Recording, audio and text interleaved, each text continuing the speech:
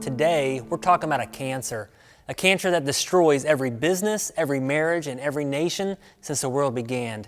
If you guys enjoy these videos, subscribe to our channel on YouTube and click that bell so you get all the videos that come out each week. In Proverbs 16:18, it says that pride goes before destruction and a haughty spirit before a fall. Pride, it will destroy you. I've been an entrepreneur. I've studied some of the most successful people in the entire world. I've seen some wonderful people in amazing businesses, but I've also witnessed a grievous evil that creeps its way into men's lives. It destroys everything that it touches. It's a cancer. It's called pride. Now, when I say that word pride, you might be thinking of the positive type of pride, like when you're proud of your son when he first rides his bike, or maybe school pride, where you're proud to be on the basketball team. Well, that's not the kind of pride I'm speaking about. I'm talking about the pride that is self-conceited, the pride that thinks that I'm above the law, or I think I'm the greatest gift to mankind, or the greatest gift to women. That's what I used to think. Or life is just all about me. One of the great Christian writers in the 20th century was a man named C.S. Lewis, and a well-known book that he wrote was called Mere Christianity. In this book, there was a whole chapter on this topic of pride, and C.S. Lewis called it the great sin. Listen to what Lewis says about pride in this excerpt. According to Christian teachers, the essential vice, the utmost evil is pride. Unchastity, anger, greed, drunkenness, and all of that are mere flea bites in comparison. It was through pride that the devil became the devil. Pride leads to every other vice. It is the complete anti-God state of mind. It is pride which has been the chief cause of misery in every nation and in every family since the world began. When I was young, I was full of pride. I was a basketball player in Indiana, and you know what? Many times I cared more about my individual performance than I did about the team winning the game.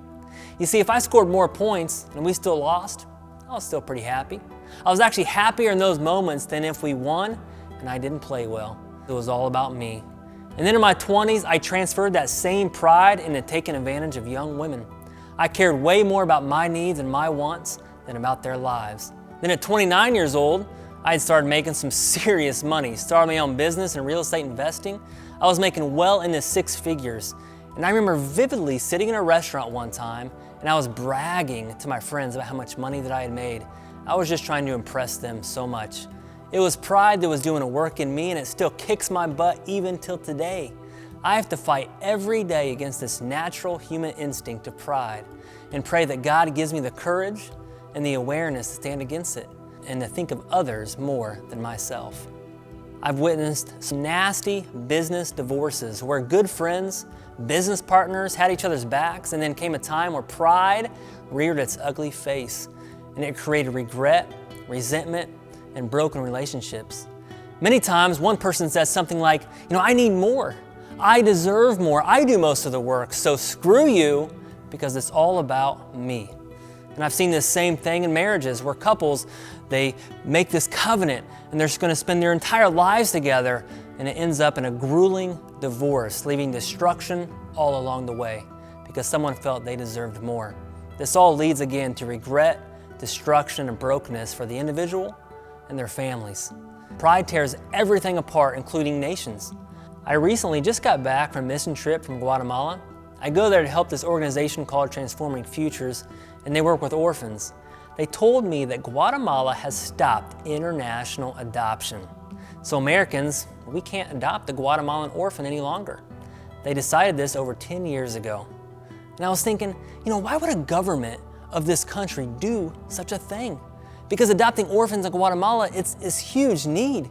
And many of these orphanages were funded by international adoption agencies. So when they shut down international adoption, guess what? Many of these orphans, they just went out to the street. They died. They were begging for food. It was really terrible and nasty. And I ask, why in the world would a government do such a thing? And I truly believe that it's only because of pride. I think they just want to ignore the problem, or let's just throw it under the rug, they might say. But who are the ones that are suffering? The kids, the orphans. I'm sure these kids, they would love a family, a mom and a dad to care for them, but yet they might not ever get that because some prideful people in the Guatemalan government. There's a parable from one of my favorite books. The title is The Power of a Humble Life. Hi! It's by Richard E. Simmons III. Yeah! The parable depicts two types of pride that are both toxic and deadly. I'm going to paraphrase this parable for you. This parable depicts two twin brothers. They were born and raised in Memphis, Tennessee, and it talks about these brothers that they were inseparable. They did everything together. They were successful athletes, successful in academics. They ended up going to college, and they went to medical school. They both became surgeons. They eventually moved back to their hometown. They lived just down the street from each other in the same subdivision.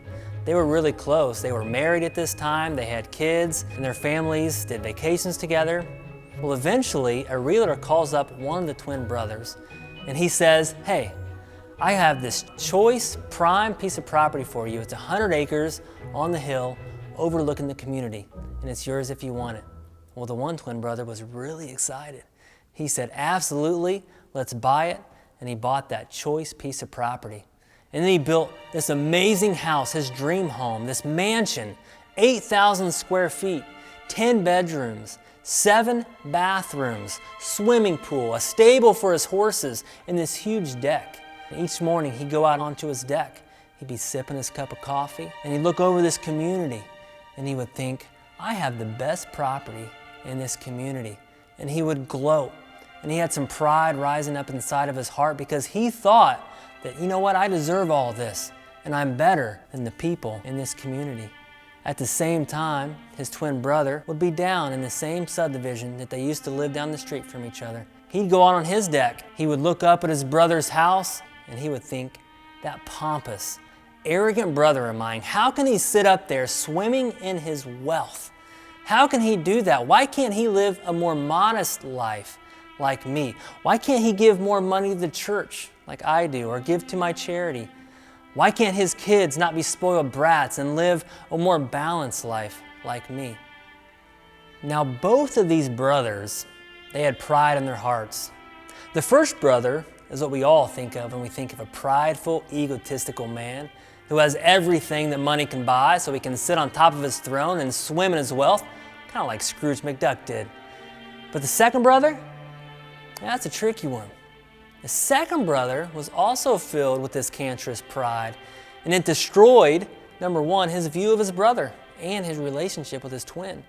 He thought of himself better than his brother because he lived a modest life. He boasted in his heart about how he gave to the poor, and he bought a small house instead of that mansion. He was proud of the modest life that he lived, which made him better than his brother in his own mind. Yeah, he too was filled with pride, even though he tried to cloak it in humility. Pride can be hidden behind good deeds too. Sometimes good deeds are only done for your own personal glory. The well-known story of the Pharisee and the tax collector can help us recognize our own spiritual pride. It tells of a much despised tax collector and a self-righteous Pharisee, and they both went to the temple to pray. The Pharisee proceeds to commend himself to God because of his careful observance of the law. He said, "God, I thank you that I'm not like other men, extortioners, unjust, adulterers, or even like this tax collector. I fast twice a week. I give tithes to all that I get." Notice in his prayer that he is focused not really on God at all, but how good he is and how bad others are. Here is pride wrapped in the cloak of religion, giving religion a bad name. But the tax collector is so painfully aware of his sins and unworthiness before God that he cannot even lift his eyes as he stands in the back of the temple far from the altar, pounding his breast in sorrowful contrition over his sins, and can manage only the desperate plea, "God, be merciful to me, a sinner." His focus is very much on his own sins, not the sins of others, and he is in the need of God's mercy and grace. Jesus says that God answered the tax collector's prayer, not the Pharisees. And he concludes with this main point: everyone who exalts himself will be humbled, and the one who humbles himself will be exalted. And just remember, if you don't knock down the pride in your life, pride will certainly knock you down.